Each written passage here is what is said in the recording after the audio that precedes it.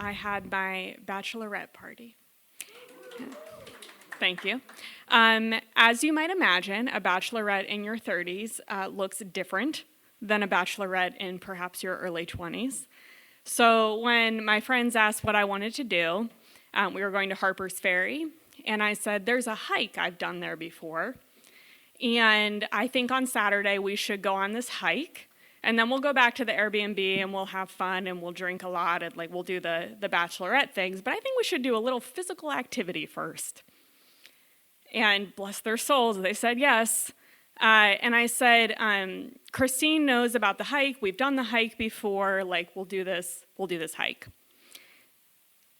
Time goes on. They're planning this bachelorette without much of my knowledge. And I go back to look at photos of the last time I've hiked this hike. It was 2021, which was mid to late COVID, when all I had was anxiety and all I was doing was walking around.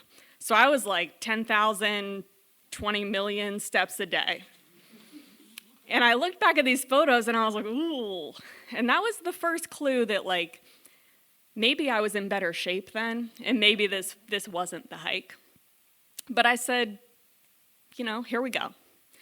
So we get to this bachelorette weekend, and my friends have put together a little document that tells me what's going to happen this weekend. And they're like, Saturday morning, hike that Sarah requested, 4.5 miles. And I was like, fuck. I was like, oh, yeah, sure, that's the hike I requested. That's longer than I thought it was. Okay. So we get there, we're Saturday morning, getting ready for this hike, and we get out pretty early because it's supposed to be 90 degrees that day. So it's 9 o'clock in the morning, and we're setting out on this hike. And the first, maybe quarter, half mile is a flat path. And I'm like, yeah, this is okay. It's a little bit overcast, a little bit shaded. And then we get to the real part of it. So if you've been to Harper's Ferry, it's called Maryland Heights, and it's called that because it's a beautiful view over top of Harper's Ferry, but you've got to get there, right? There's not an elevator. And so you have this very brief, flat portion, and then you're just straight uphill, whole way. And so we get to the beginning of the uphill, and quietly, internally, I'm like, uh-oh. And there's 8 of us, and we kind of split into these 2 factions. We have a front group and a back group, and I'm with the front group, but I am regretting that because I'm immediately sweating. It's not 90 degrees, but it feels like 90 degrees. I'm sweating off of my forearms and my shins and places you just shouldn't. And we stop for our first water break, and all of us are kind of making eye contact of wow, we really, this is what we chose to do, huh?